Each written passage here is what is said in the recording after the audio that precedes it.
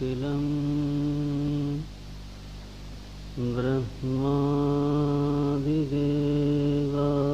ब्रह्मादिदेवासुराः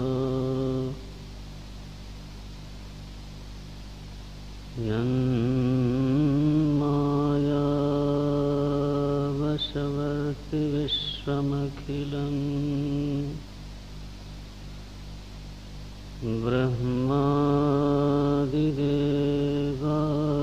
ब्रह्मादिदेवासुराः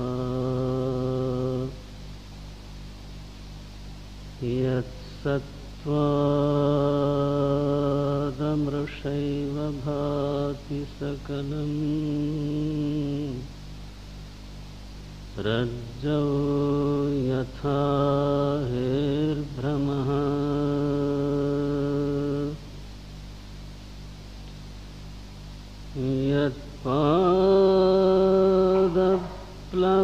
यत्पादप्लवमेकमेव हि भवाम्भोधे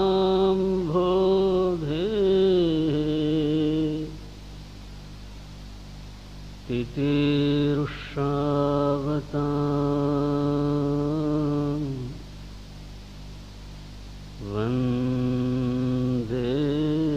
वन्देऽहम्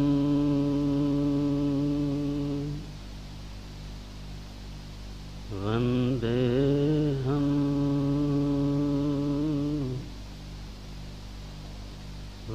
वन्देऽहम्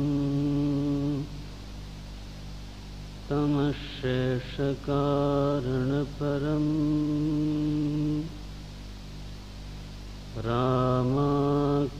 रामाख्यमीशं हरिम्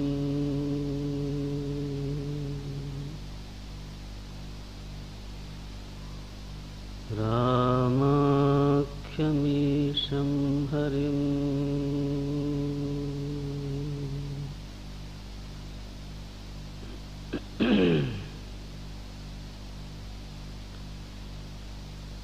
श्रीराम जय राम जय जय राम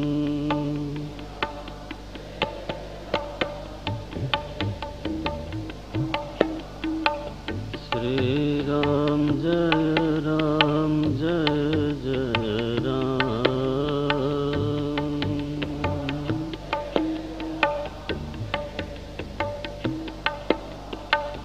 श्रीराम जय राम जय जय राम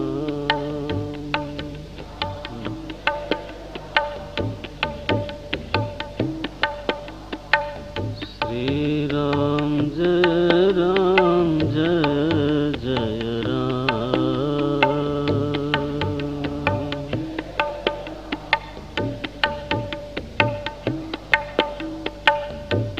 श्रीराम जय राम जय जय राम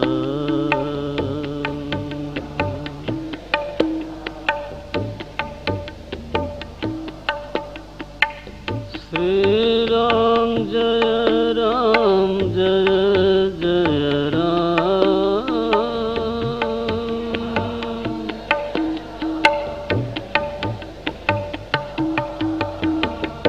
श्रीराम जय राम जय जय राम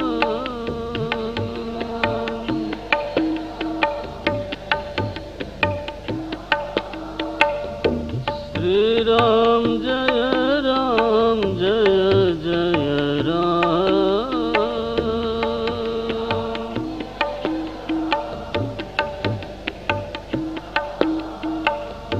श्रीराम जय राम जय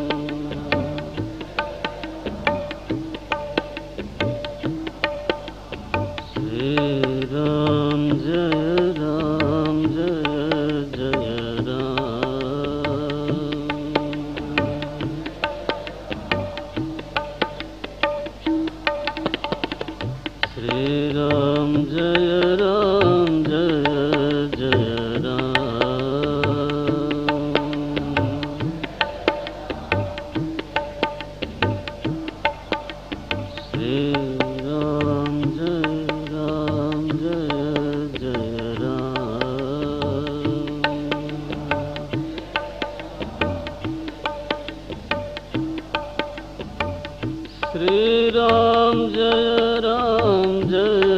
जय राम।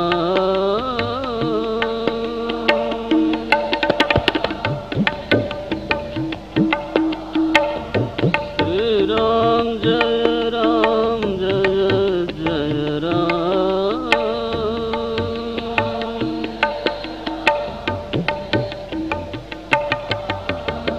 श्री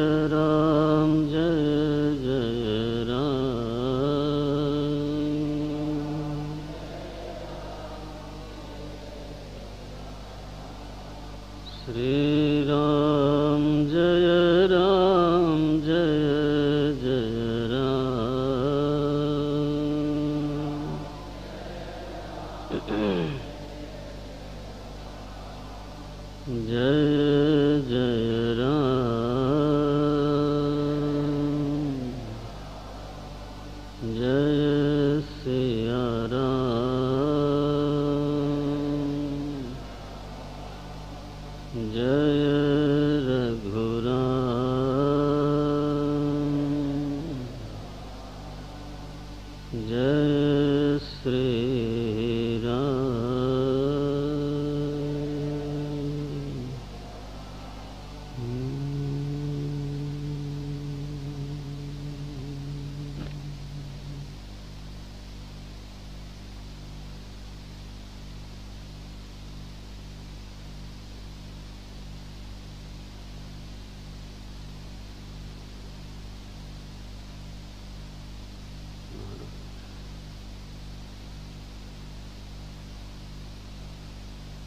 बुध बर नहीं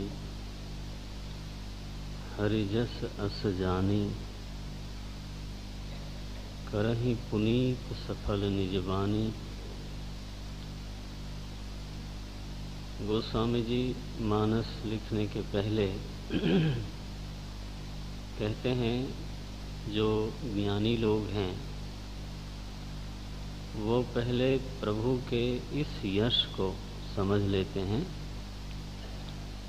और फिर उसका गान करते हैं। बुध बर नहीं हरि जस अस जानी। 12वें दोहे की बात की पंक्तियां हैं। प्रातः के सत्र में भी हम लोग इसको देख रहे थे। बुध बर नहीं हरि जस अस जानी, करहि पुनीत सुफल निज बानी। तो किस लिए वर्णन करते हैं उसके 2 प्रयोजन बताया उन्होंने। बोले अपनी वाणी को पवित्र करते हैं और अपनी वाणी को सार्थक बनाते हैं, सफल बनाते हैं। माने वाणी का होना सफल हो जाता है यदि वो प्रभु का आश्रय लेती है, यदि वो प्रभु का आश्रय ग्रहण कर लेती है। ज्ञानी लोग प्रभु के किस यश को जानते हैं? वो यश का स्वरूप क्या है? गोस्वामी जी ने 5 चौपाइयों में इसकी चर्चा की है। नहीं, ठीक है।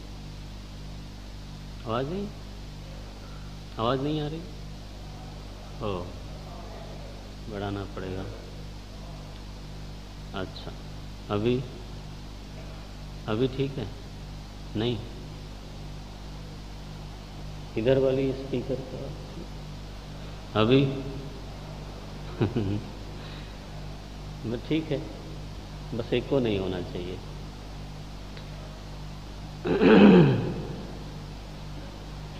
हरिओम। बुध, तो ये बुध बर नहीं हरि जस अस जानी। थोड़ा कम रखें, थोड़ा कम रखें, कम। विद्वान लोग, अभी ठीक है? ठीक है, ओके।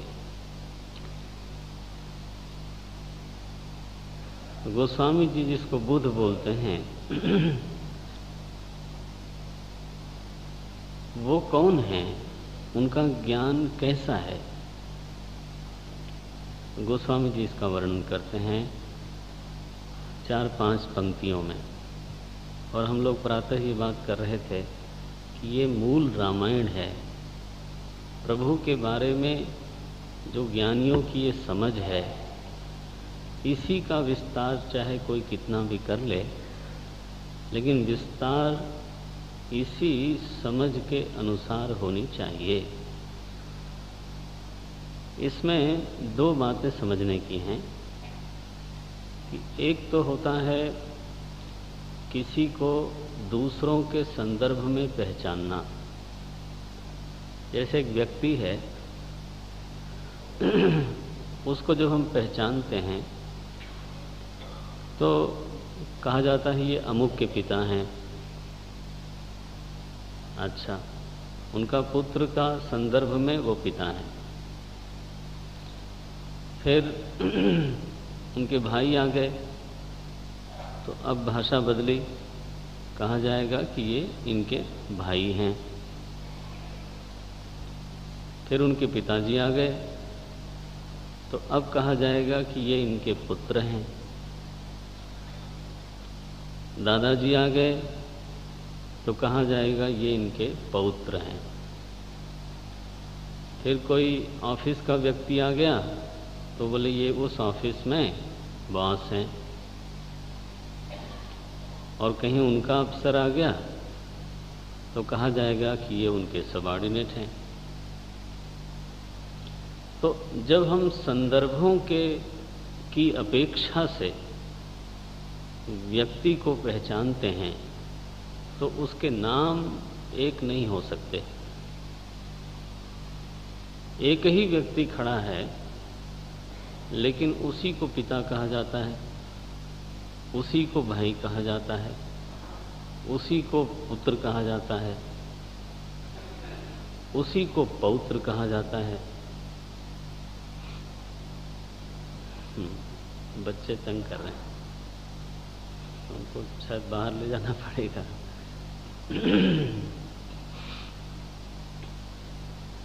देख लीजिए थोड़ी देर, नहीं तो फिर बाहर ले जाइए।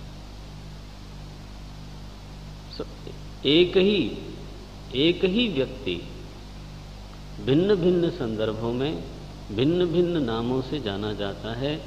पहले इस तरफ ध्यान दें। वो व्यक्ति 5 नहीं है, लेकिन उस व्यक्ति के आसपास संदर्भ 5 हैं। फिर शत्रु के संदर्भ में वही व्यक्ति शत्रु है, उसका नाम बदल गया। और मित्र के संदर्भ में वही व्यक्ति मित्र कहलाएगा। तो अगर व्यापारी हैं तो व्यापार के संदर्भ में व्यापारी कहलाएंगे।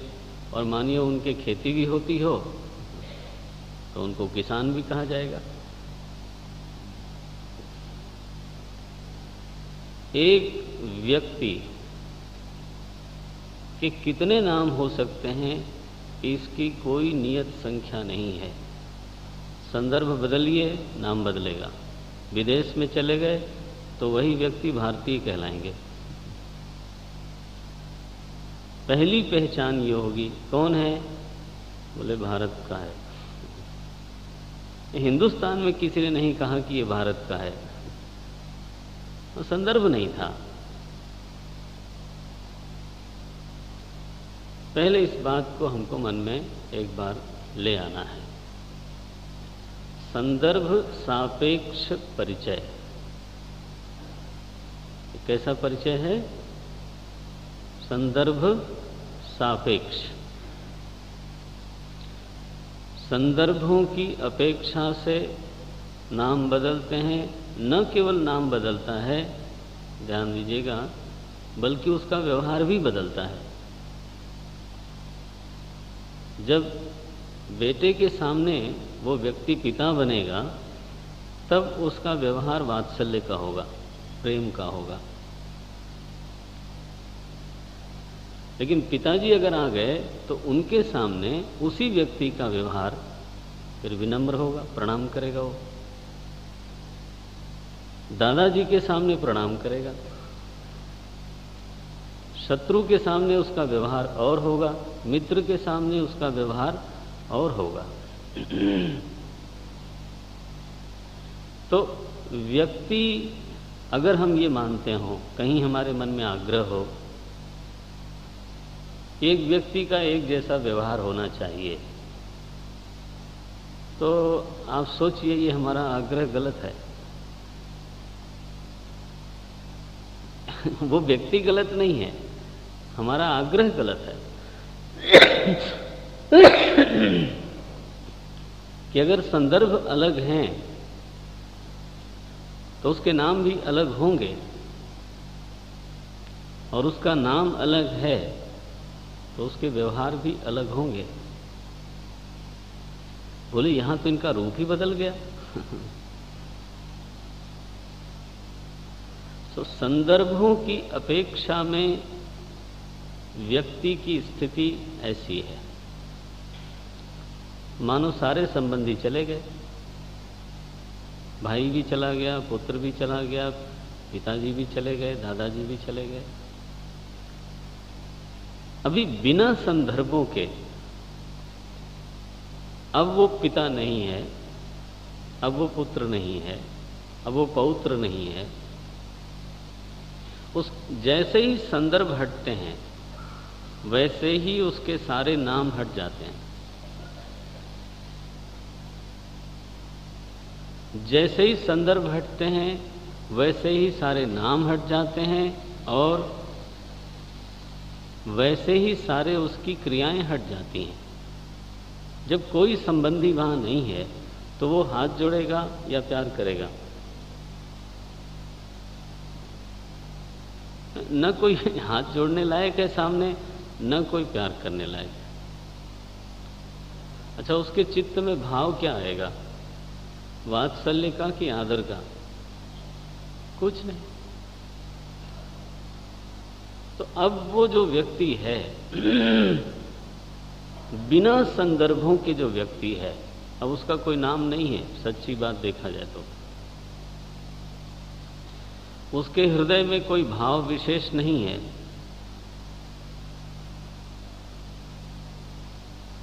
और उसके व्यवहार में कोई क्रिया नहीं दिखाई देती। संदर्भ है तो सब कुछ है, संदर्भ नहीं है तो न नाम, न भाव, न क्रिया। इस दृष्टांत को थोड़ा ध्यान में रखें तो शायद गोस्वामी जी को समझने में मदद मिलेगी। यानी परिचय दो तरह के हो गए।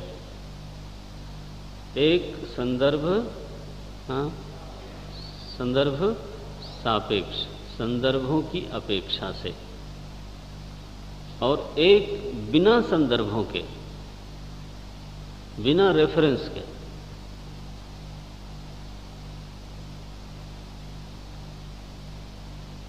इसी तरह का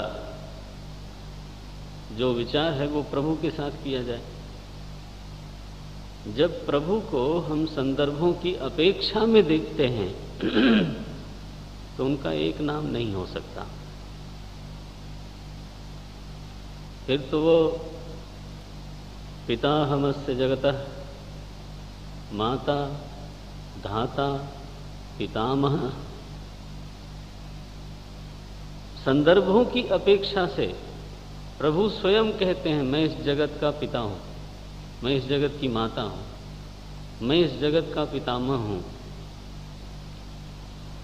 अपना परिचय इस तरह से कराया निवासः शरणम सुहृद निधानम बीजम अव्ययम, इस तरह से परिचय कराते हैं। तो मैं तो अव्यय बीज हूं इस सृष्टि का, मैं तो शरण स्थान हूं। भगवान ने एक जगह अपना परिचय कराया कि मैं सारी दुनिया का सुहृद हूं, ऐसा गीता में परिचय कराया। सुहृदः सर्वभूतानां ज्ञात्वा माम शांतिम मृच्छति। अगर कोई जान ले कि इस भूत मात्र का मैं सुहृद हूं तो उसको शांति मिल जाएगी। शांति मिल जाएगी इस सेंस में कि ये कहने की बात नहीं रह सकती फिर कि मेरा चाहने वाला कोई नहीं है।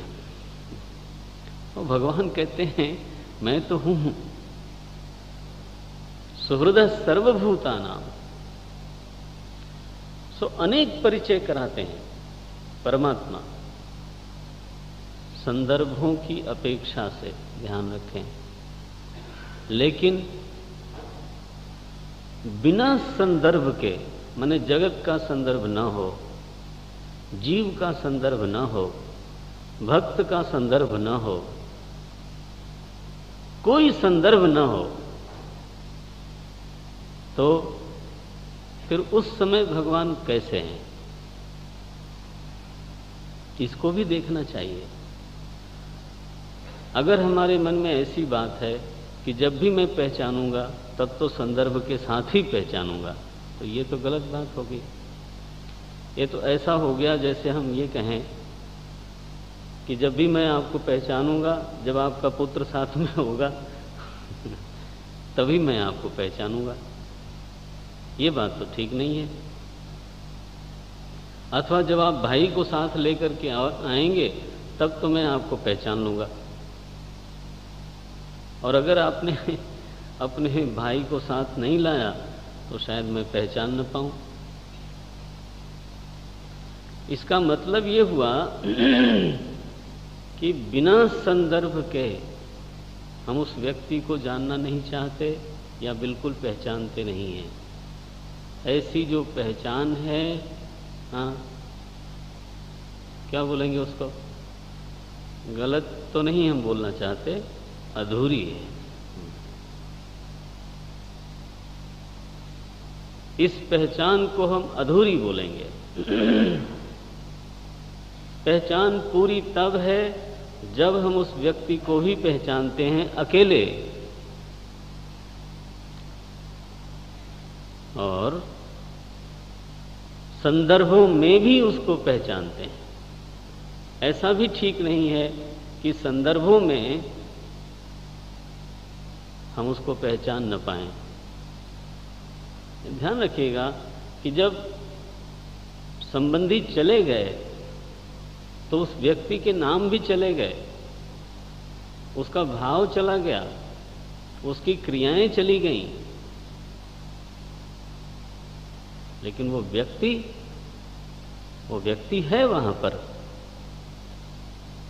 संदर्भ हट जाने से व्यक्ति का अभाव नहीं हुआ।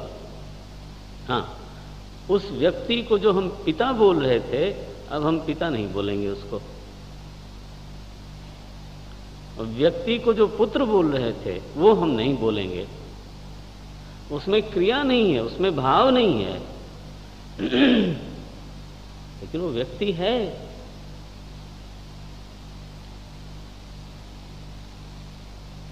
तो प्रभु का एक परिचय है संदर्भ सापेक्ष। यदि हमारे पास अंतःकरण है, मुझे खुशी है आपका ध्यान है, ध्यान देने वाली बात है कि अगर हम लोगों के पास अंतःकरण है तो अंतर्यामी को मानना ही पड़ेगा। ये बात सही नहीं होगी कि अंतःकरण को स्वीकार करें और अंतर्यामी को मना कर दें, गलत हो जाएगा।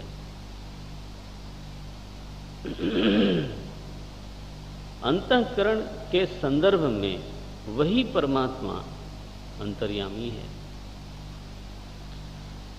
कर्म के संदर्भ में वही परमात्मा कर्म फल दाता है, कर्तृत्व के संदर्भ में वही परमात्मा बड़ा करता है, कर्म को शक्ति देने वाला है।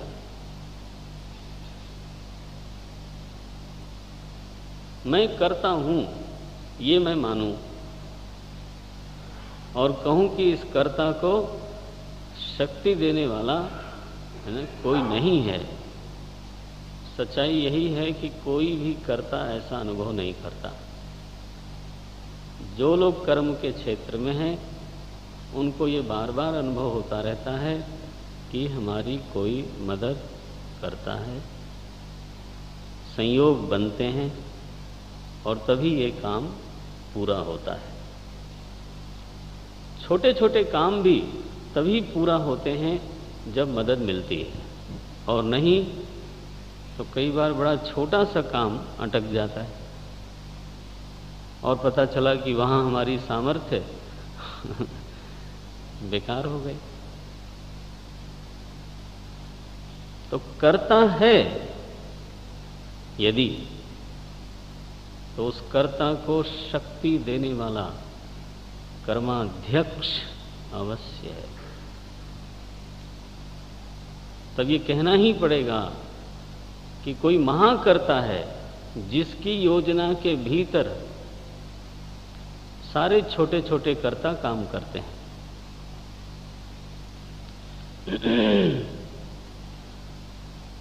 राम कीन चाहे सोई होई। देखो वो बड़ा करता है, उसने एक मास्टर प्लान बनाया और उसी के अनुसार फिर सबका होता है। तो मैं करता हूं उसको न मानो, ये गलत है। मैं अंतःकरण वाला हूं, अंतर्यामी को न मानो, अनुभव विरुद्ध है। अंतःकरण है तो उसको प्रेरित करने वाला, अगर अंतःकरण है तो उसको भीतर से सलाह देने वाला तो है, अनुभव में आता है। अंतःकरण है तो उसको क्षमा करने वाला, भीतर से उसको उत्साहित करने वाला कोई है।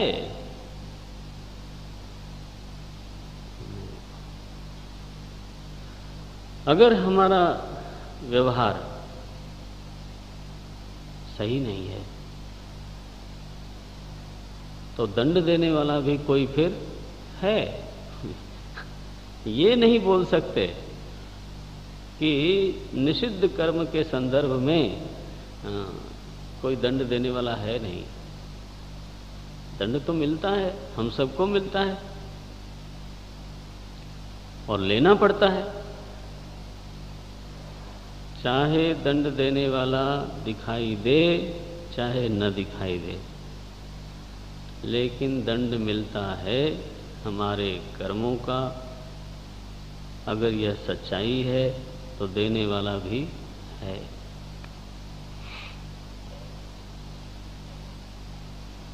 इसको बोलते हैं संदर्भों में प्रभु को पहचानना। जब हम प्रार्थना करते हैं तो वही प्रभु दयालु रूप में मालूम पड़ता है। आखिर दयालु कौन है? वही प्रभु जो दंड देता है। जो दंड देता है वही दयालु है।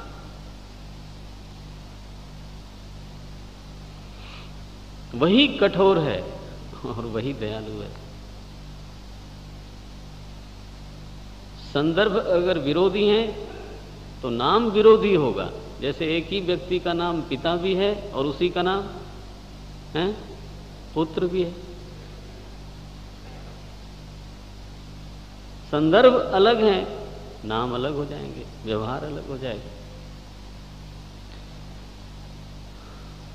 इस रीति से जब हम प्रभु को देखते हैं, उन पर विचार करते हैं, तो उनके असंख्य नाम हैं और असंख्य रूप हैं और असंख्य व्यवहार हैं और उनको कोई सीमा में ला नहीं सकता। तब तो ये यथा माम प्रपद्यन्ते तांस तथैव भजाम्यहम्। बस आपकी प्रपत्ति के अनुसार सामने से प्रभु का व्यवहार होता है। गोस्वामी जी ने इस पंक्ति को, इस अवधारणा को स्वयंवर में दिखाया।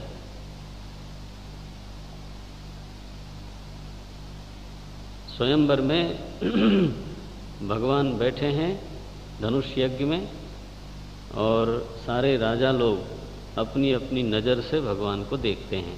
याद आया होगा आपको, जहाँ चौपाई लिखी जाती है, जही के रही भावना जैसी, प्रभु मूरत देखी तिन तैसी। इसका मतलब ये नहीं कि भगवान इतनी मूर्तियां बन गए, बने कुछ नहीं, वो तो किशोर रूप में बैठे थे, वो कुछ बने बिगड़े नहीं। लेकिन संदर्भ अलग अलग हैं। तो बस जोगिन परम तत्वमय भाषा, योगियों को तत्व दिखाई देते हैं, विद्वानों को विराट दिखाई देते हैं और दुष्टों को काल सम। देखो, वही जो किशोर मूर्ति है, वही जो सुंदर रूप है, वो उनको कैसा दिखता है? उनको काल के समान दिखता है। वैदिक धर्म में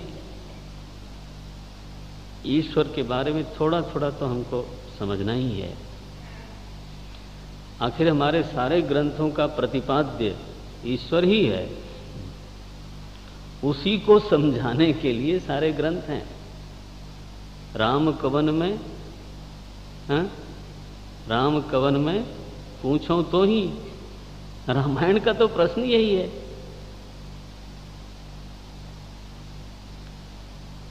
इसको जानना है।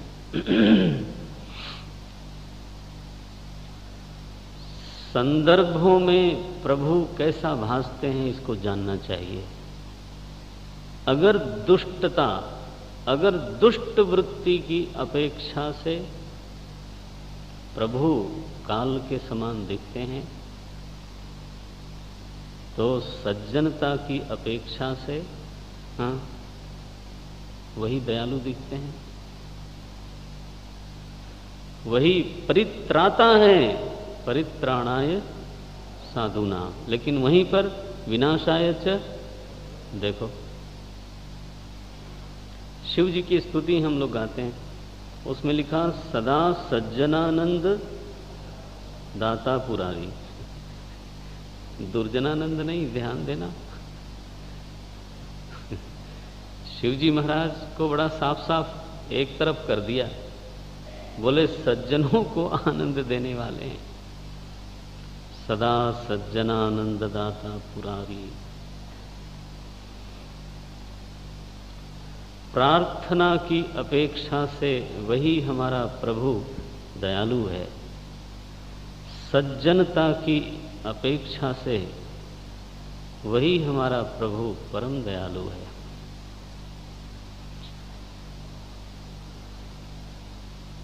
भक्ति की अपेक्षा से शरण स्थान है, अनुग्रह मूर्ति है। अपेक्षा क्या है, संदर्भ कौन सा है, उसका रूप वैसा ही भासने लगता है। ये बात भी हमको समझनी है, लेकिन उसके साथ साथ सारे संदर्भ हट जाएं। ध्यान दें,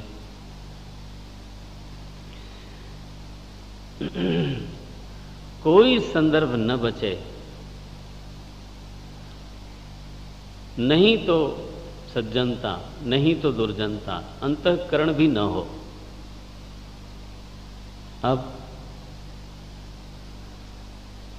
अब परमात्मा को क्या बोलें, अंतर्यामी। अब उसका नाम क्या रखा जाए, दयालु।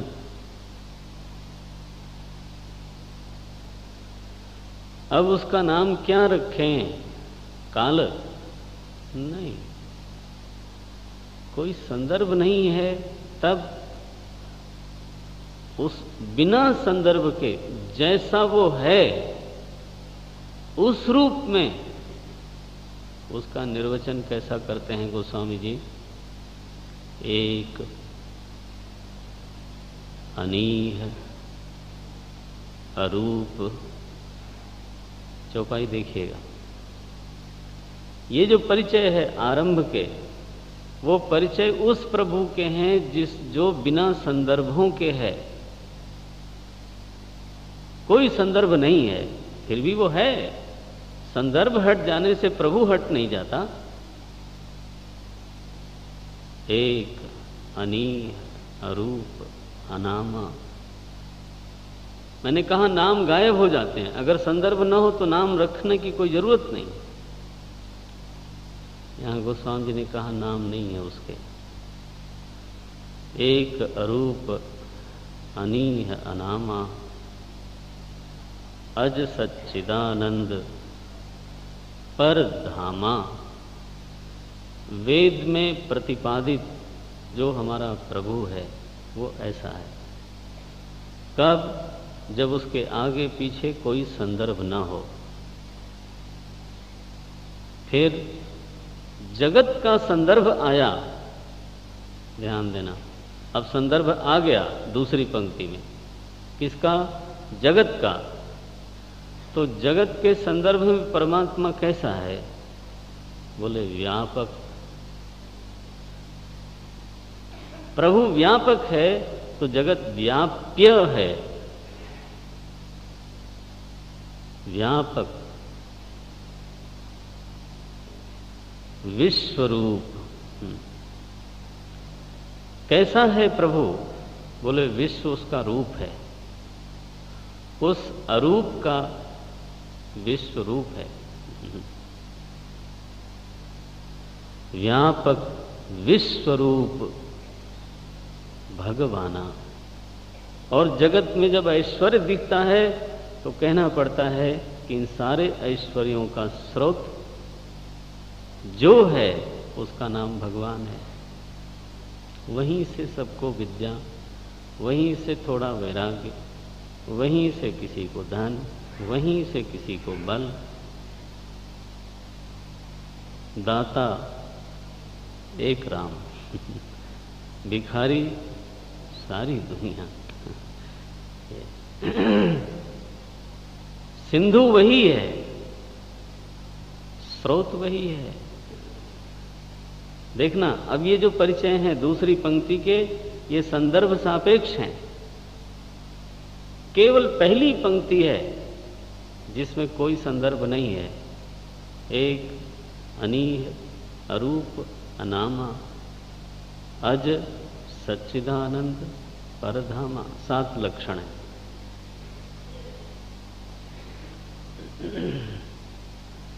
व्यापक विश्व रूप भगवाना। अब देखना एक वर्णन कैसा है। ते ही, यह जो व्यापक ईश्वर है, ते ही धरि देह चरित करि नाना। वही जो व्यापक ईश्वर है वही जो विश्वरूप परमात्मा है वही देह धारण करता है। लो, अब ये क्या हुआ? जब पहले से व्यापक है, पहले से विश्वरूप है, आखिर ये पंक्तियां कभी न कभी तो समझनी पड़ेंगी, कब तक टालते रहेंगे?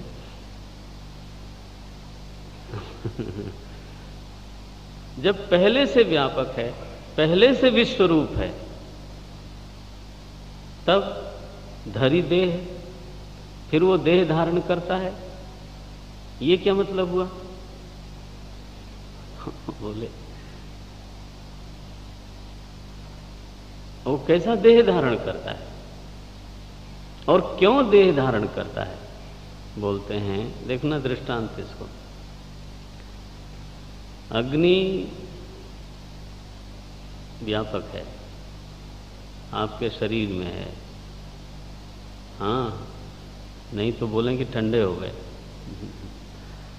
हमारे शरीर में है, जिस सोफे पे आप बैठे हो उसमें है, आपके चारों तरफ है। अग्नि सामान्य, जिसको आप टेम्परेचर कहते हो, वो व्यापक है। लेकिन इस अग्नि से खाना नहीं बनता। अग्नि है, इस अग्नि से खाना नहीं बनता। लकड़ी में अग्नि पहले से है, उस अग्नि पर आप बैठते हो। उस लकड़ी पर हो सकता है आपका सामान रखा हो।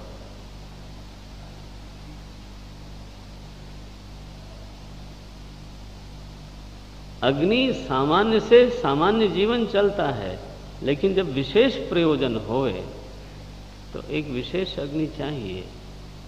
कहां से प्रकट करते हैं उसको? बाहर से, आकाश में से बुलाते हैं उसको। लकड़ी में जहां अग्नि पहले से ही विद्यमान है, सब में विद्यमान है, उस पहले से ही विद्यमान अग्नि को एक प्रक्रिया के द्वारा हम प्रकट करते हैं। है कि नहीं है? घर्षण से, जैसे कि अब हमने माचिस बना लिया, फिर भी घिसना पड़ेगा। अब जो ये जो प्रकट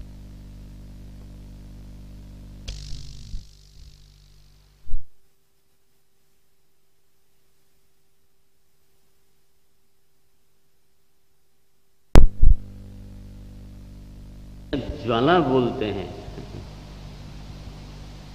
वो एक जगह पर है, सब जगह नहीं है। उसी से भोजन बनता है, उसी से रत्न बनते हैं, उसी से ईंट बनती है। सामान्य अग्नि से जीवन चलता है।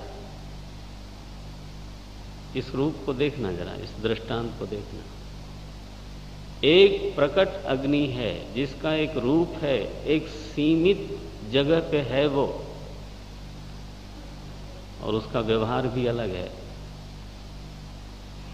ऐसे हमारे मालिक साहब पहले से हर जगह विद्यमान होने पर भी साकेत धाम छोड़ करके अगर यहां आ जाएं तो या तो यहां रहेंगे और या तो हैं साकेत धाम रहेंगे। तो साकेत धाम खाली हो गया फिर तो, जब उन्होंने यहां उतार लिया तो। और जब चले गए तो यहां खाली हो गया। वैदिक धर्म में ईश्वर का ये रूप नहीं है, ध्यान रखिएगा इसको। गोस्वामी जी ने जब भय प्रगट कृपाला लिखा ना, आपका जरूर ध्यान गया होगा, तो उसके पहले एक चौपाई लिखी, दोहा लिखा, जग निवास प्रभु प्रगटे। लिखा ना, जग निवास प्रभु प्रगटे। पहले ही जगत में निवास करने वाले प्रभु प्रगटे। कौशल्या जी यही तो भगवान से बोलती हैं कि जिसमें पूरी दुनिया रहती है सो मम उर्वासी।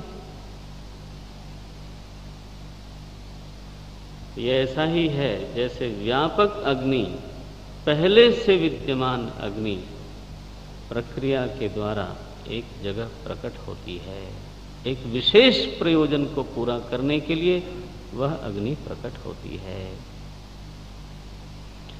तो आप जल्दी कर लो विषय थोड़ा सा सूक्ष्म चलता है।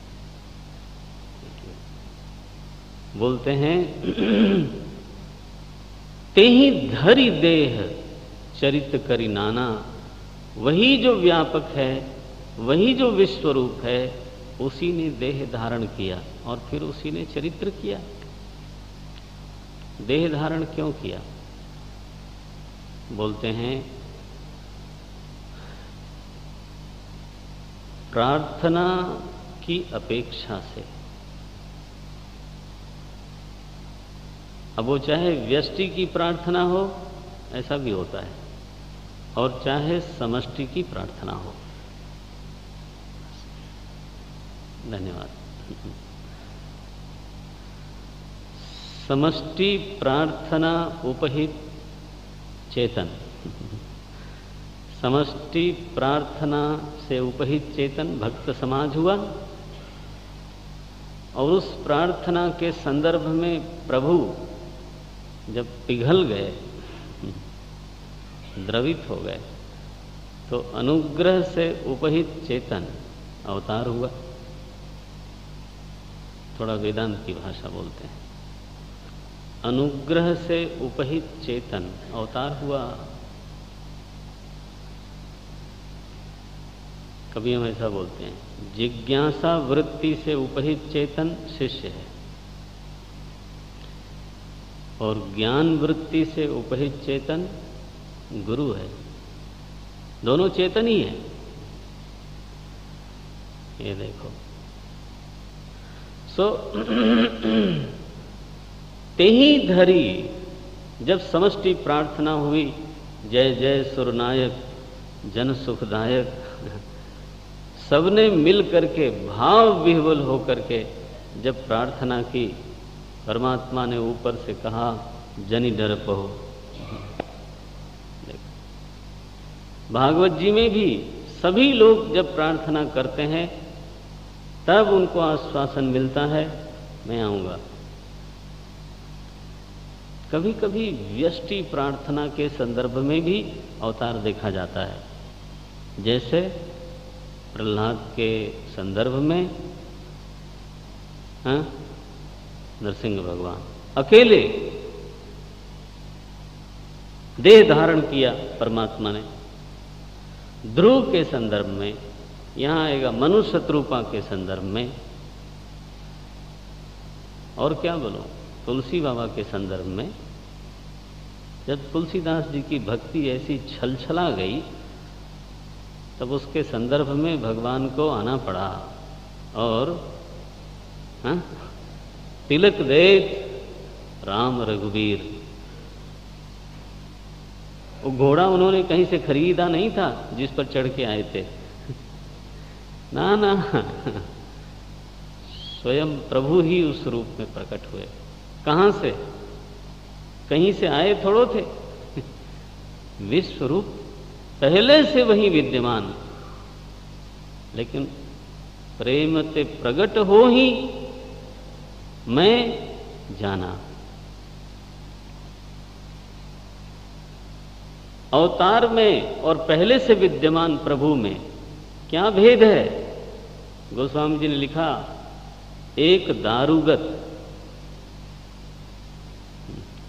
एक लकड़ी में छिपी हुई अग्नि है और एक प्रगट।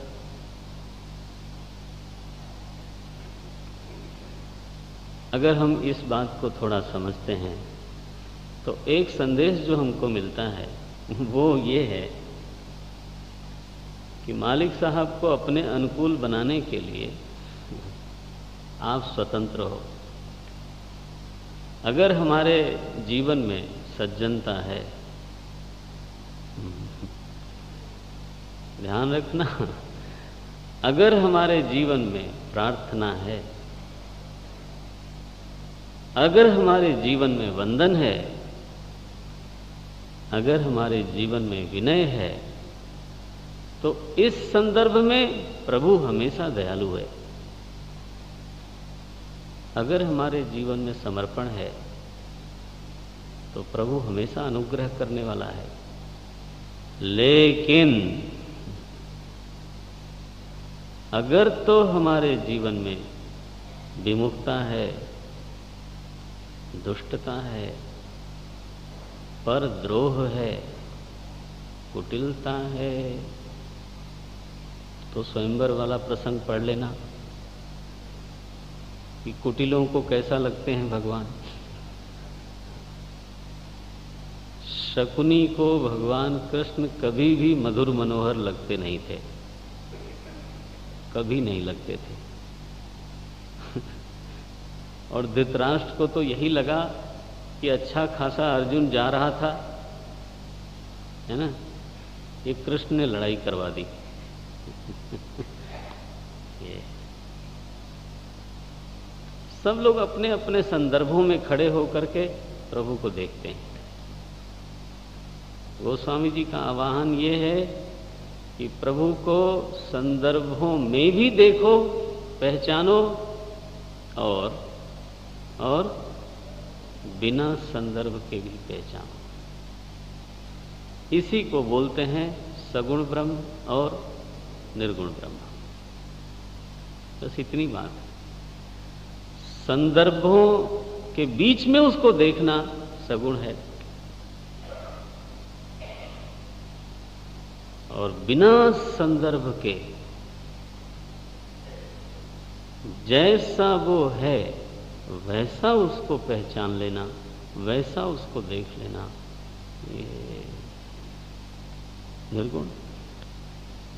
मैंने कहा जब पिता भी चले गए, पुत्र भी चले गए, दादाजी भी चले गए, भाई भी चला गया, शत्रु भी चला गया, मित्र भी चला गया, अब उस व्यक्ति का कोई नाम नहीं हो सकता, निर्गुण है।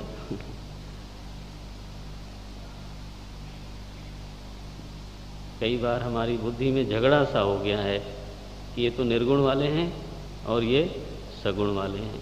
अरे दो थोड़ो हैं, एक ही सत्ता संदर्भों में सगुण है, बिना संदर्भों के निर्गुण है। आइए एक बार चौपाइयां पढ़ें। अब मेरे ख्याल से थोड़ा पकड़ में आएगी चीजें, ऐसा मैं उम्मीद करता हूं। आइए 12वें दोहे के बाद की पंक्तियां हैं।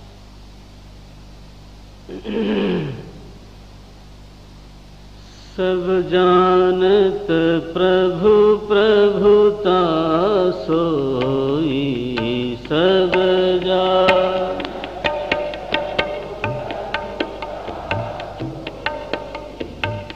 तदपि कहें बिनु रहा न कोई।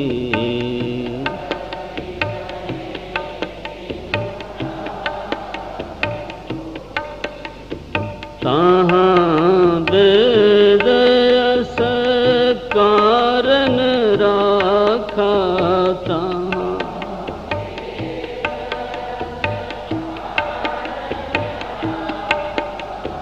भजन प्रभाव भांति बहु भाखा।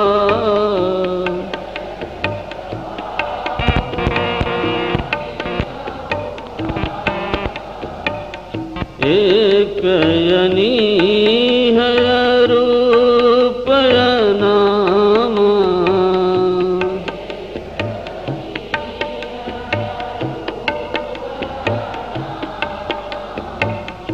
एक यनी उपयनी है नाम, एक यनी है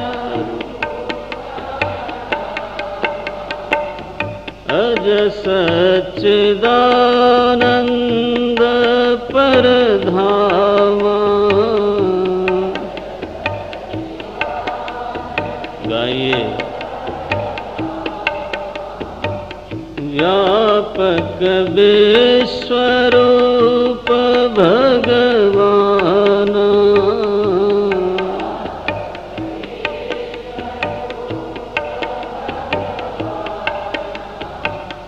तेहि धरि देह चरित कृत नाना।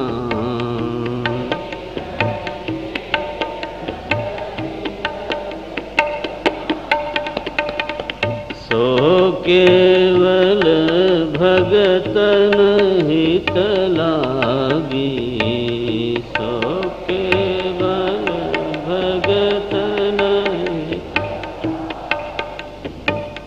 परम कृपाल प्रणत अनुरागी।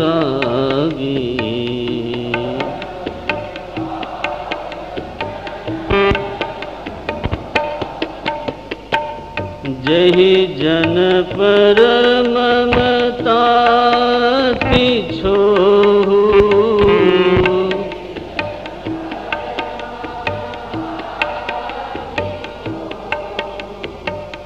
जहि जन पर ममता की छोहु।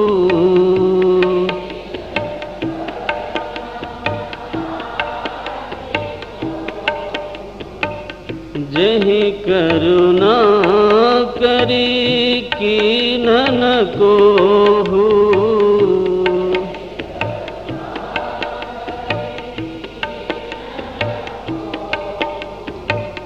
गई बहोर गरीब नवाजू।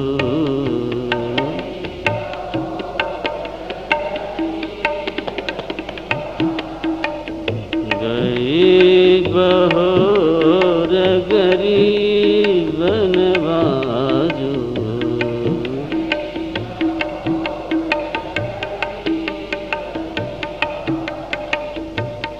सरल सबल साहिब रघुराजू।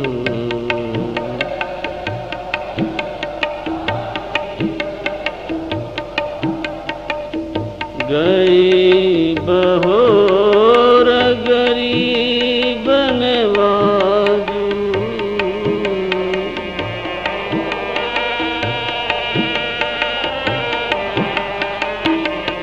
सरल सबल साहिब रघुराजू।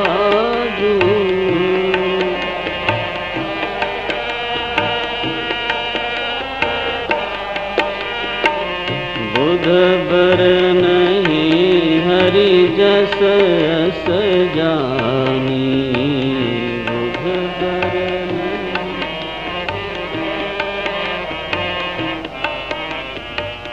करहि पुनीत सुफल निज बानी।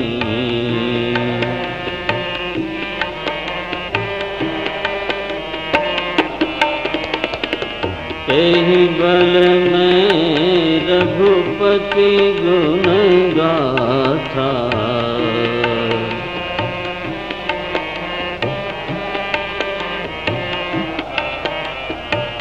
तेहि बल में रघुपति गुण गाथा।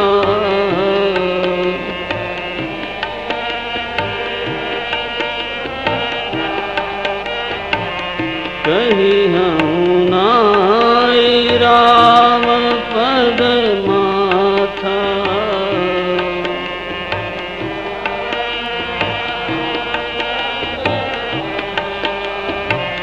मुनि न प्रथम हरि कीरति गाई,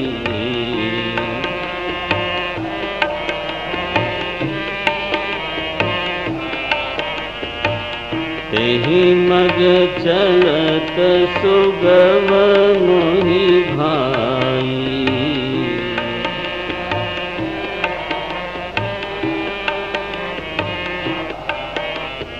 अति अपार जे सरित बर, अति अपार,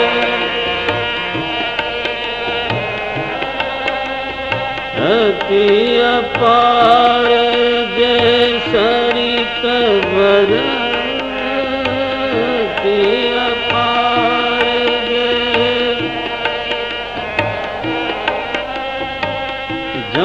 नृप से तू कराही,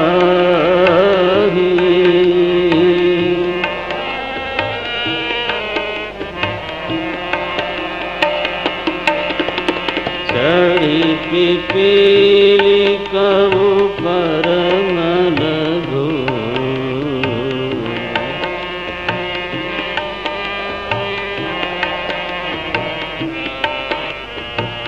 बिनु श्रम पार ही जाई,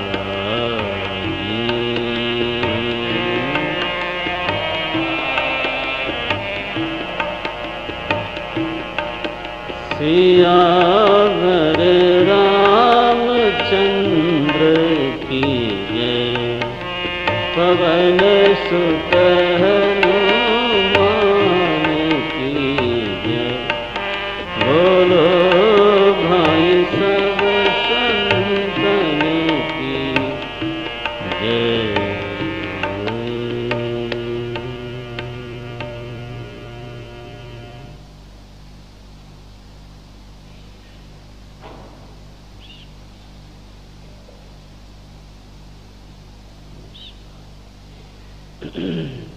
बैठ जाएं आप लोग। बहुत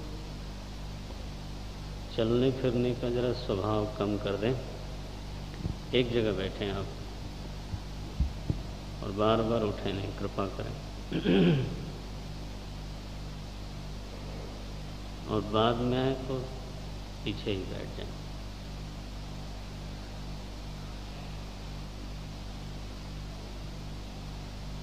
बैठ जाएं, जिसको जाना हो पहले चले जाए। बार बार कोई उठे फिर बैठे फिर जाए फिर आवे, ये तो भगदड़ मचा के रखा है। वहीं बैठ जाए, पीछे पीछे ही बैठ जाए।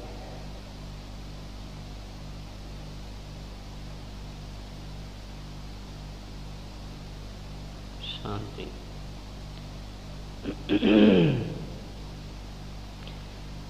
सभा में एक अनुशासन भी होना चाहिए। मैंने सोचा एक आध बार ऐसा होता है, मैं फिर देख रहा हूँ कि ये क्या बोलते हैं, ये बढ़ता ही जा रहा है।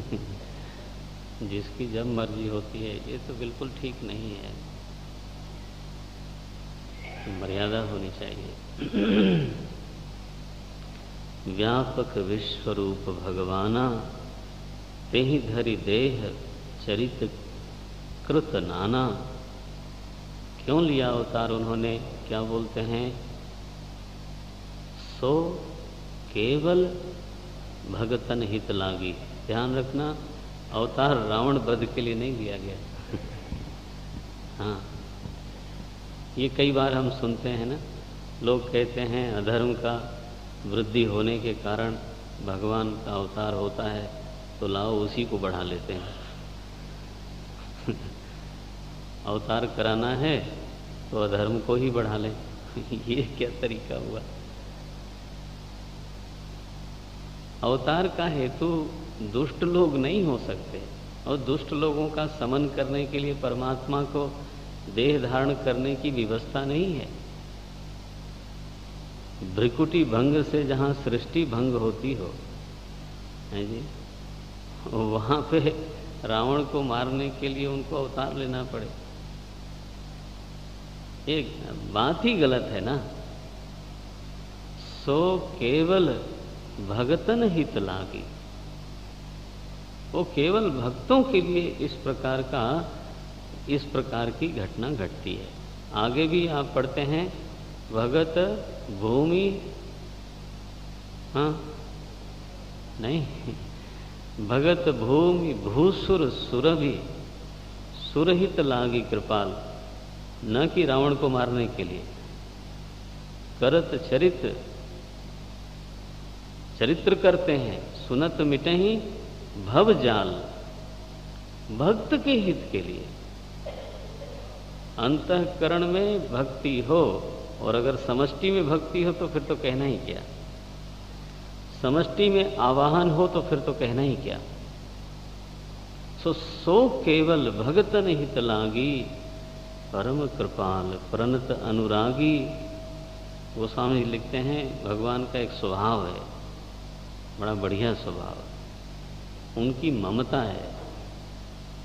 हम लोग ममता करते हैं, भगवान भी ममता करते हैं। लिखा है जेहि जेहि जन पर ममता अति छोहू। भगवान अपने भक्तों से मम संबंध रखते हैं, ये मेरा है।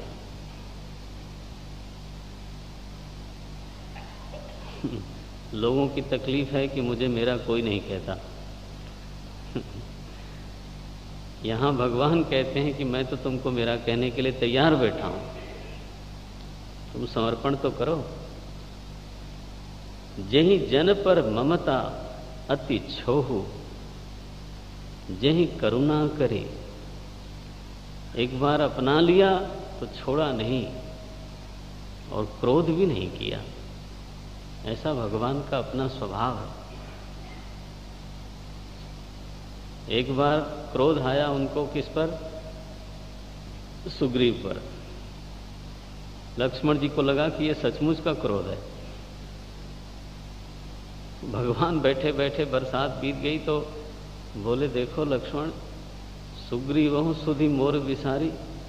ये सुग्रीव भी मेरी याद भूल गया। मैंने इसको राजा बनाया और सब सुख उसको मिल गए, तो अब वो भी भूल गया। मारना चाहिए उसको। लक्ष्मण जी ने कहा, महाराज मैं कल ही जाता हूं। आज ही जाता हूं। तो भगवान ने तुरंत उनको समझावा कि ना ना ना, सुग्रीव हमारा दास हो चुका है। तात सखा सुग्रीव। अरे मैंने उसको सखा भाव दे दिया है, अब उसको मैं मारूंगा? ये भगवान का स्वभाव। तो संबंध बदलते नहीं, हम लोग फटाफट बदलते हैं। जेहि करुणा करी कीन्ह न कोहू, गई बहोर गरीब निवाज। हमारे भगवान कैसे हैं? गरीब निवाज हैं। गई हुई को वापस लाते हैं। गई बहोर गरीब निवाजू। गरीब निवाज उर्दू शब्द है, और गोस्वामी जी देखिए उसको आराम से स्वीकार कर। दोहावली में एक दोहा लिखा उन्होंने कि गरीब निवाज का प्रमाण क्या है? मणि माणिक महंगो कियो। बोले मणि माणिक्य को महंगा कर रखा है, सहंगो जल तृण नाज, और जल को, साग भाजी को और अनाज को सस्ता कर रखा है, क्योंकि वो सबके काम में आता है। मणि माणिक महंगो कियो, सहंगो तृण जल नाज, तुलसी याते जानिए राम गरीब निवास। बोले इससे आपको समझना है कि श्री राम प्रभु गरीबों पर थोड़ा पक्ष लेते हैं, गरीब निवाज है। गई बहोर गरीब निवाजू, सरल सबल साहिब रघुराजू। भगवान सरल हैं लेकिन सबल हैं, दुनिया के मालिक हैं। बस इतना परिचय है। कितनी चौपाइयां हैं? 1 2 3 4 5। आप इस पर बार बार ध्यान दें। मेरा पूरा विश्वास है कि आपको मिलेगा कि मूल रामायण यही है, 5 चौपाइयों की। एक अनीह से लेकर के गई बहोर, बस। अगर 18,000 श्लोक चतुश्लोकी में आ जाते हैं तो आप ये भी जानो कि इतनी चौपाइयां ये 5 चौपाइयों के भीतर में आती हैं। ईश्वर का स्वरूप क्या है? संदर्भ के बिना संदर्भों के साथ में अवतार होता है, अवतार में चरित्र होता है, और उस चरित्र में भी मूल चरित्र है भक्तों पर कृपा करना। जेहि जन पर ममता, गई बहोर, गरीब निवाजू, प्रणत परम कृपाल, प्रणत अनुरागी, ये उनका स्वभाव है, प्रभु का स्वभाव है। हम अपना स्वभाव नहीं जानते तो न जाने, लेकिन उनका तो यही स्वभाव है। कोई समर्पित हो जाए तो भगवान उससे अनुराग करते हैं, दया नहीं, अनुराग करते हैं। कृपालुता उनका स्वभाव है। स्वभाव का अर्थ होता है जैसे अग्नि उष्ण है, ये उसका स्वभाव है, ऐसे। तो अवतार, चरित्र, इस सारी चीजों का, वहीं बैठ जाए कहीं। धन्यवाद। परम कृपाल प्रणत अनुराग, इन चौपाइयों को हमें संभव हो तो रोज ही पाठ कर लेना चाहिए। मूल है। अब बोलते हैं बाद में, अब बोलते हैं कि आपने पूछा था कि जब बुद्धि बल भरोस मोहि नाही तो आप लिखते क्या हो? बोले इसलिए लिखते हैं, सब जानत प्रभु प्रभुता सोई, तदपि कहे बिनु रहा न कोई। क्यों? क्योंकि भगवान का यश गाना भजन है, उससे वाणी पवित्र होती है, उससे हृदय पवित्र होता है, उससे उनके हृदय में बोध उत्पन्न होता है। हाँ, अच्छा भाई, यहाँ वर्णन करके ये पंक्ति है, बुध बर नहीं हरि जस अस जानी, ऐसा समझ करके विद्वान लोग वर्णन करते हैं। उन्होंने पहले से वर्णन किया हुआ है, मैं तो केवल उनकी परंपरा की एक कड़ी हूँ, ऐसा भगवान बोलते हैं। गोस्वामी जी कहते हैं मुनियों ने पहले कीर्ति का गान किया है, एहि मग चलत सुगम मोहि भाई। मैं तो परंपरा का व्यक्ति हूँ, जैसा मार्ग उन्होंने दिखाया मैं तो उसी मार्ग पर चलता हूँ, उसी मार्ग पर चलता हूँ। और जो दृष्टांत दिया है, बोले कोई बहुत बड़ी नदी हो, उसको अच्छे अच्छे तैराक लोग पार नहीं कर सकते, फिर कोई राजा उस पर पुल बनवा दे, जौ नृप सेतु कराही, तो बोले फिर ये तैरना तो बेवकूफ़ी हुई। एक चींटी बिल्कुल चढ़ी पिपीली को परम लघु, एक छोटी चींटी भी उस सेतु पर चढ़ करके उस पार चली जाती है। क्या बताना चाहते हैं? परंपरा का आश्रय लेकर के, सनातन परंपरा का आश्रय लेकर के व्यक्ति चले तो उसकी यात्रा सहज होती है। अगर वो निर्बल भी हो तो वो कभी न कभी निकल जाता है। और जब हम प्रयोग करते हैं ना जीवन में, बहुत ज़्यादा आध्यात्मिक प्रयोग करते हैं, तब हो सकता है कि मुश्किल हो। यहाँ ये वर्णन करके फिर से वंदना आरंभ करते हैं गोस्वामी जी।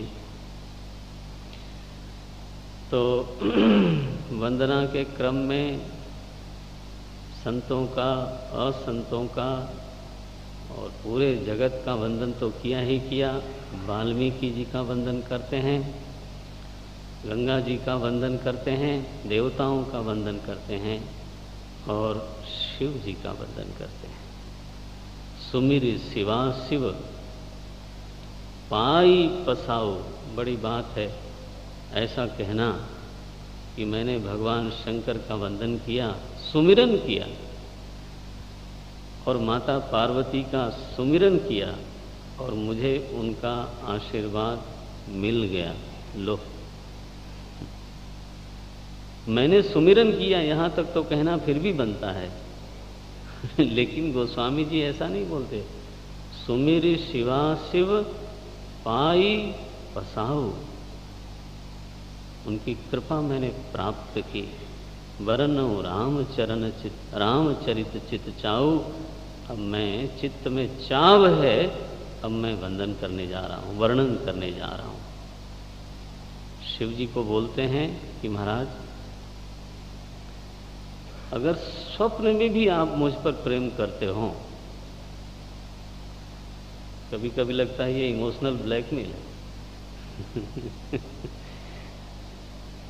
भगवान शंकर के सामने बोलते हैं, सपने हूं, सांचे हूं, मोही पर। स्वप्न में भी अगर मेरे ऊपर थोड़ा प्रेम है तो जो जो मैंने चौपाइयों में कहा है, प्रभाव बताया है, वो सब का सब सच होए। और हुआ सच। जो फलश्रुति मानस की बताई गोस्वामी जी ने, अनुष्ठान करने वाले लोगों को वो तो प्राप्त होता है। बोले तुम क्या चाहते हो? बोले मैं चाहता हूं कि मेरी रचना का सर्वसाधारण में प्रेम हो, आनंद हो, स्वीकृति हो, और जो बुद्ध लोग हैं, विद्वान लोग हैं, वो इस रचना का आदर करें, उनको विश्राम मिले। एक ही साथ मुझको दोनों चाहिए,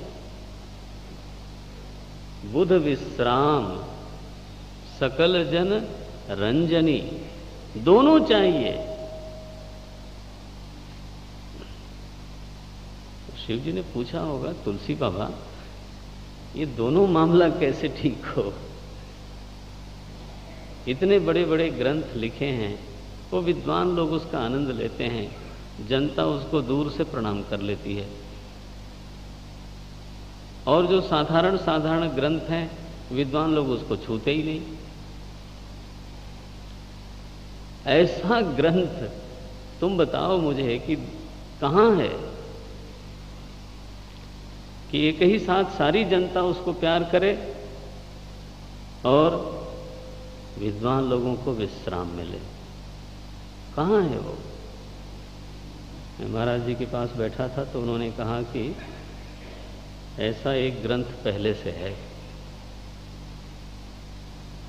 उसका नाम है श्रीमद् भागवत। नहीं, एक तरफ वो परमहंस संहिता है, दूसरी तरफ सभी लोगों को मजा आता है। ये घटना भागवत में घटी है। गोस्वामी जी का लोभ देखो, बड़ा मधुर लोभ है। उन्होंने कहा महाराज इधर भी घटा दो, जो भागवत में घटा वो इधर भी घटाओ, और आप मानोगे घटा। बड़े से बड़े विद्वान लोग मानस से प्रेम करते हैं और साधारण से साधारण लोगों को आनंद आता है। गोस्वामी जी से किसी ने पूछा कि आप विद्वानों को लेकर के इतना परेशान क्यों हो? उनको पढ़ने के लिए बहुत चीजें हैं। गोस्वामी जी ने एक पंक्ति लिखी, जो प्रबंध बुध नहीं आदरही सो श्रम। देखिए, ये 14वें दोहे के ऊपर की चौथी पंक्ति है, ऊपर की। जो प्रबंध मिला, जो प्रबंध बुध नहीं आदरही सो श्रम। वृथा, श्रम हो तो भी चलो चलता है, ऊपर से बोल दिया वृथा। जो प्रबंध बुध नहीं आदरही सो श्रम वृथा, बाल कवि करही। कविता कैसी होनी चाहिए, कीर्ति कैसी होनी चाहिए? ये पंक्ति बड़ी प्यारी है। कीरति भनिति भूति भली सोई। किसी का वैभव, किसी का यश और किसी की रचना वही अच्छी है जिससे सभी का हित होता हो, सभी का हित होता हो। तो इसलिए केवल विद्वानों के लिए हो वो मुझे जमता नहीं। एक तरफ ये बात है, दूसरी तरफ विद्वान लोग जिसका आदर नहीं करते बोले वो श्रम है। तो हमको तो दोनों ही चाहिए।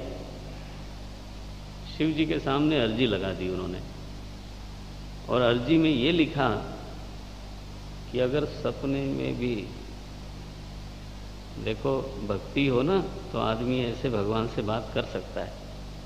बोले खबरदार मालिक साहब, अगर सपने में भी आप मेरे ऊपर सच्चा प्रेम करते हो तो मैंने जो कहा वो सच होवे।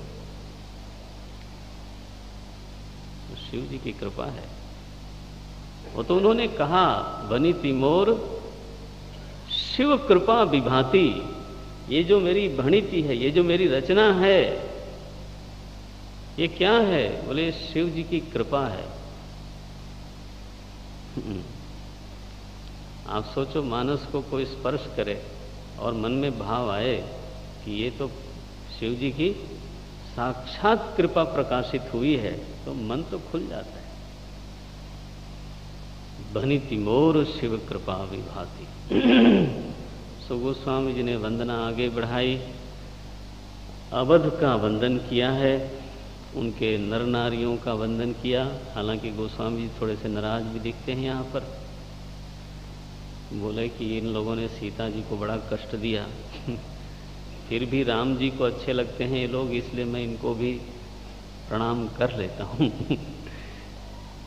फिर माता कौशल्या का वंदन किया, महाराज दशरथ का वंदन किया। बोले आपके बेटे का सेवक हूँ, ऐसा समझ करके जरा मेरे ऊपर ध्यान देना। फिर जनक जी का वंदन किया है, और फिर चारों भाइयों में सबसे पहले प्रणवों प्रथम भरत के चरना, भरत जी का वंदन किया, फिर लक्ष्मण जी का वंदन किया है। बड़ा सुंदर वंदन है लक्ष्मण जी का। बोले लक्ष्मण जी कौन है? वंदौ लक्ष्मण पद जल जाता, वंदौ लक्ष्मण पद जल, शीतल सुभग भगत सुखदाता,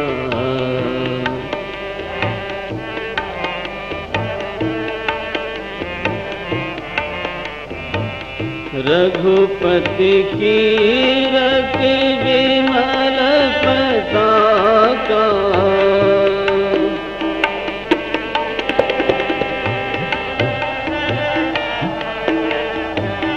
रघुपति कीरति विमल पताका,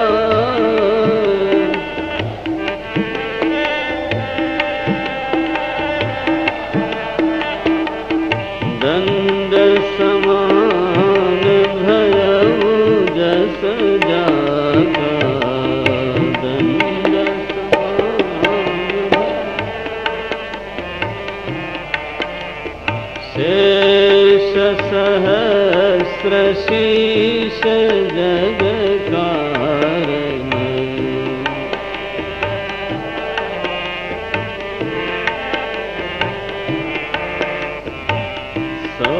सोवतरे भूमि भय तारण,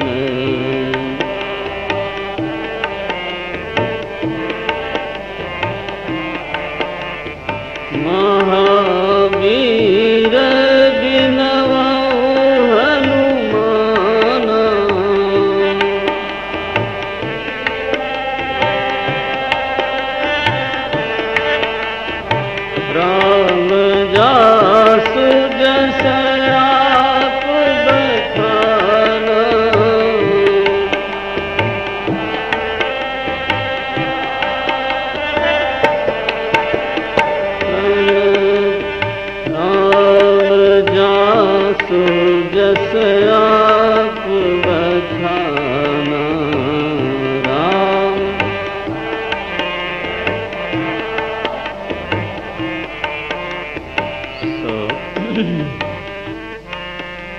लक्ष्मण जी का वंदन किया।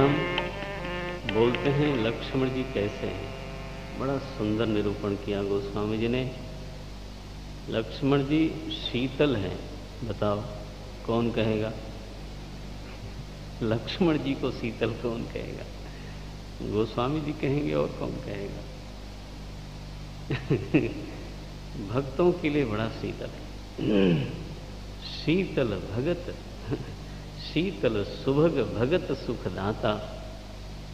लक्ष्मण जी की कीर्ति कैसी है? बोलते हैं जैसे ध्वजा के नीचे दंड हो, लोग प्रणाम करते हैं ध्वजा को, देखते हैं ध्वजा को, परेड निकलती है ध्वजा के सामने से, लेकिन वो ध्वजा अगर बक्से में बंद हो तो है ना, उस ध्वजा को ऊपर फहराने वाला तो उसके नीचे ध्वजदंड है। हमारे लक्ष्मण जी महाराज गोस्वामी जी ने कितनी बड़ी उपाधि दी। क्या लिखते हैं? दंड समान भयउ जस जाका। लक्ष्मण जी का यश उस दंड के समान है। भले उसको कोई हो सकता है न देखे, लेकिन ध्वजा के फहरने का कारण वही है। भगवान की कीर्ति पताका फहरती है, श्री लक्ष्मण जी पीछे से उसको फहराते हैं, तो पृष्ठभूमि बनाते हैं। ये लक्ष्मण जी का जो तेज है ना, उसकी पृष्ठभूमि में भगवान की गंभीरता चमकती है। जब उन्हीं को जवाब देना पड़े तो फिर वो गंभीर कैसे रहेंगे? तो जहां जवाब देना पड़ता है, जरूरी है, वहां लक्ष्मण जी जवाब देते हैं। और भगवान की शांति, भगवान का गांभीर्य सब बना रहता है। परशुराम जी के प्रसंग में आप देखते हैं, जहां जवाब देने की जरूरत पड़ी, लक्ष्मण जी, भगवान मीठा बोलते हैं। तो लक्ष्मण जी का वंदन किया, शत्रुघ्न जी का वंदन किया, श्री हनुमान जी का वंदन किया है, और फिर सुग्रीव का और सारे वानरों को प्रणाम किया। बोले आप लोग तो उनके सहयोगी रहे। सुखदेव जी का वंदन किया। नारायण। मैंने निवेदन किया, मानस पर भागवत जी का बहुत प्रभाव है। तो लिखते हैं, सुख सनकादि भगत मुनि नारद, जे मुनिवर विज्ञान विशारद, प्रणवौ सबहि